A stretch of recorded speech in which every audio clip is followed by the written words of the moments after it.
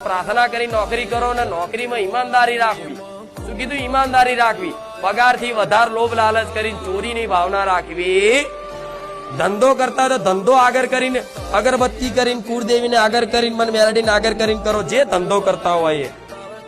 પણ એમ કે માં ધંધો માં કરું છું ને તો મારો ધંધો તું રોજગાર તું ચલાવજે માં, એમ કરીને તમે કદાચ એ ધંધો આગળ ચાલુ કરો ને અને મને હોપી દો ને તો ઘરાકના મગજમાં વસી વસીને ઘરાક લાવું.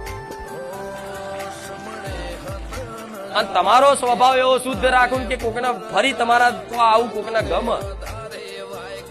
પણ અહીંયા તમે જો ચીટિંગ ને બેમાની કરો, ગ્રાહક ધંધાદારી વેપારી માણસ હોય એના માટે એનો ભગવાન, ગ્રાહક એનો ભગવાન કે ને, એનો જે ગ્રાહક હોય એ વેપારી માટે એનો ભગવાન છે.